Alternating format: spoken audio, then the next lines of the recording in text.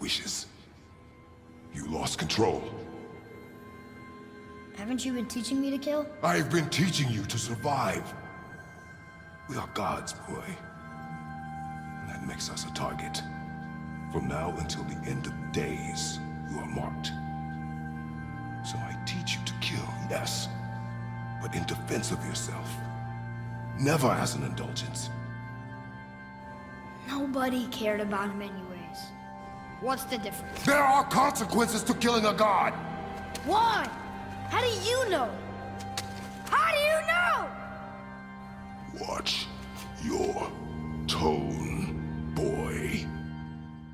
Kratos is one of gaming's most iconic characters, and it's easy to see why. His story and his journey depict a character that is well written and is very inspirational to many people. His journey, going from a rageful monster to a person that values life, is a very compelling narrative. I never grew up on the old God of War games. My first introduction to Kratos was God of War 2018. Whilst I was playing the game, I kept wondering what Kratos' past was, so I decided to look up Kratos' story from his early days in Greece. And once I found out about Kratos' past, it made sense why the character is so regretful for his actions and why he wants to turn over a new leaf. So that's what this video is going to be about today. I want to explore how Kratos went from a rageful monster to being compassionate and caring about human life. First things first, we have to look at Kratos' backstory. When you look at Kratos' backstory, there's a reason why he turned out the way he did. Since the moment Kratos was born, he's trained his whole life to be a Spartan warrior. He's been disciplined from birth to endure pain and not to speak out. Meanwhile, his brother Deimos was weak and unable to take the training of being a Spartan. This resulted in both of them being separated from each other. Kratos wanted to honour his brother, resulting in him getting a tattoo that he's known for today. And once I found out that Kratos had a brother, it made so much sense to me that whenever him and Atreus ever get separated, Kratos immediately thinks of Atreus' safety. This is the result of him having trauma ever since he was a kid.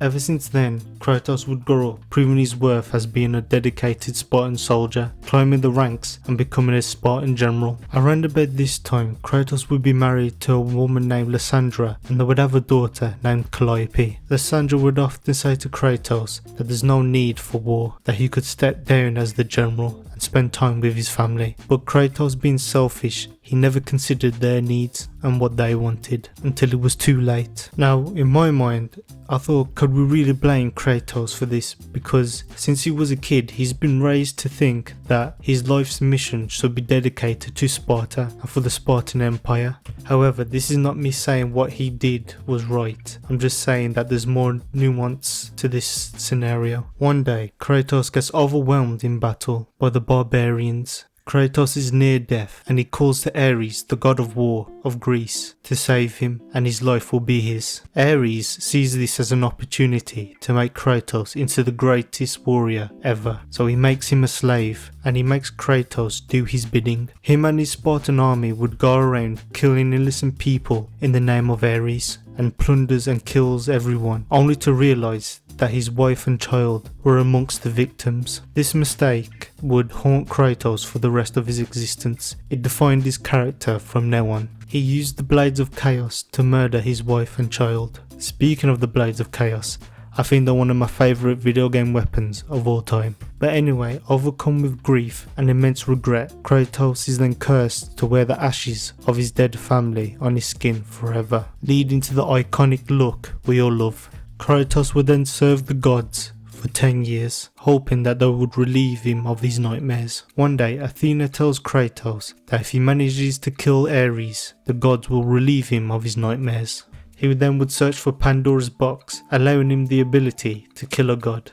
But before Kratos could open Pandora's box, Ares, I don't even know how this man did it, he just threw a giant tree at man, just stuck him to the wall, sending him to the underworld. Kratos would then climb out of the underworld to get his revenge on Ares. This time he manages to open Pandora's box and gains the ability to kill Ares. So him now killing Ares, Kratos expected Athena to be rid of him of these nightmares, but she didn't, she lied. This is now 3 times where Kratos has been betrayed by the gods. However, she did make him the new god of war, taking over Ares' position. Kratos then decides to look for his long-lost brother Deimos, who has been held by Thanatos, the god of death, because of prophecy from an oracle saying that a marked warrior would be the end of the gods. Little did they know they got the wrong kid. Kratos is able to free Deimos, but Deimos is later on killed by Thanatos. Because Deimos was in a side game, I think his character is not really talked about in terms of the impact he has on Kratos and his overall story.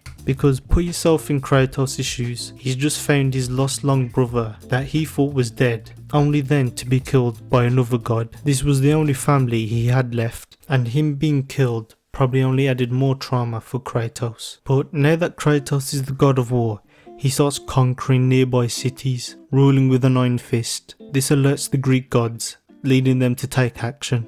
Athena brings to life the Colossus of Rhodes. Zeus then tricks Kratos into using the blade of Olympus, telling him to put all of his godly power into it so that he would be weak. Zeus then sees this as an opportunity to kill Kratos once and for all. But you know Kratos, he never stays dead. This man pops out of the underworld again to get his revenge on Zeus. He plans to use the Sisters of Fate to time travel to the exact moment when he was killed. Also, he gets the Titans on board, because you know them man don't like Zeus either. Just as he's about to give the final blow to Zeus' paws, Athena gets in the way, telling him that if Zeus dies, then Olympus will die. Kratos, not caring, gathers an army of Titans to take on the gods. This then leads us to God of War 3, where Kratos is killing gods left and right. Long story short, he ends up in the underworld again. This man can't stay away from the underworld. He kills Hades, who is actually voiced by Clarence Brown, the same man that voiced Mr. Krabs. Anyway, Kratos finds out that to kill Zeus, he needs to open Pandora's box.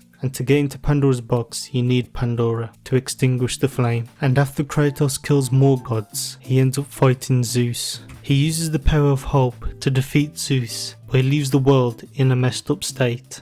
Kratos then ends up trying to kill himself, but obviously it didn't work, because by God of War 2018 we see that he's living life. The reason why I talk about the early games is because we see Kratos as a man that keeps getting betrayed and betrayed to the point where he can't take it anymore. And we see the man that's broken and he becomes a vengeful person, and he takes his rage on everyone and everything that done him wrong. In Kratos' quest for revenge, he kills many innocent people just like him that were wronged by the gods. And I believe that Kratos was well aware of what he was doing, but his rageful state led him to kill innocent people without hesitation. When we meet Kratos in God of War 2018, this is a version of the character that's way more relaxed. He's clearly regretful of the actions that he's done, being way more silent than he was in previous games. But at the same time, this Kratos gives off more of a wise, elderly man than a rageful Spartan that he once was. He also has a son, Atreus, and what we can tell from the beginning of the game, they don't really have a strong connection. This is most likely due to his relationship with Calliope and him not wanting to re-experience the same trauma he did with her. I mean, I don't even think we hear Kratos say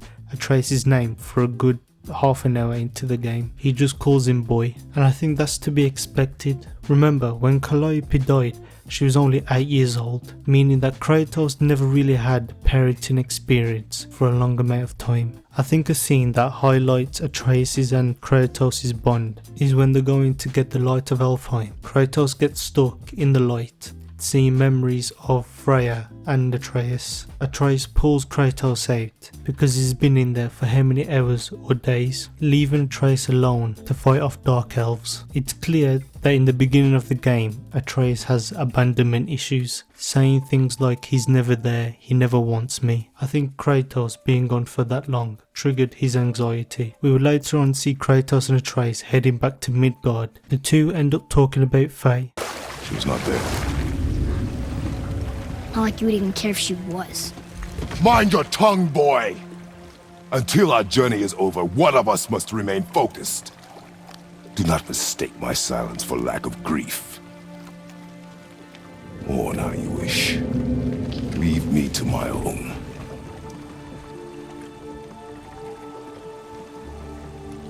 I'm sorry. I didn't realize. No. Why would you? You do not know my ways. It has not been easy.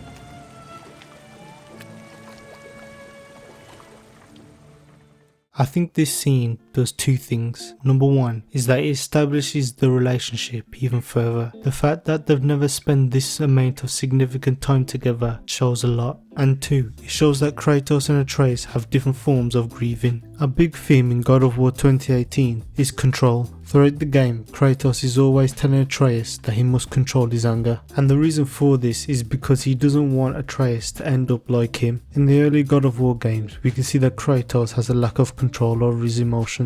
Off the top of my head, I think one instance of where he lacks control is when he lets Pandora into the flame to stop Zeus. Had he had control, Pandora would have still been alive and Greece would not have been destroyed. And that's just one case of Kratos not being able to control his emotions. And I think he realised this at the end of God of War 3 to God of War 4, because when Baldur came knocking at Kratos' door, you can't tell me that young Kratos would have knocked my man's head off. I think the scene that really resonates with me and the theme of forgiveness and control is the scene where Kratos gives Atreus his knife. I read this scene not only as Kratos talking to Atreus, but Kratos talking to his younger self. I think my favourite part of the speech is when Kratos is telling Atreus that they are more than men, that they are gods. They have a responsibility not to start wars like how Kratos did when he was in Greece. They have a responsibility to be better. And again, they talk about the theme of control. Kratos telling Atreus to control his temperament with his mind, not letting his emotions control him or dictate his actions. I also think this is one of the main reasons why Kratos didn't want to tell Atreus that he was a god. Kratos has been in a position where he's been worshipped before, and he let that power get to his head. And as we can see later on in the story, the same things happen to Atreus. He gets full of himself, he starts ignoring Kratos and starts acting like he knows better. And this leads to him killing Modi. Everything that Kratos told him in the speech before just got thrown out the window about discipline and controlling his emotions. I mean, he even talks bad about his own mom, that she wasn't a god and that he was better than her because of that. Kratos in his mind definitely saw his past self in Atreus when he was acting like this, but you know, it all gets settled when Kratos humbles him and when they're in hell. Another theme I want to talk about in God of War is the recurring cycle of kids killing their parents. In Greek mythology in general, this is a theme.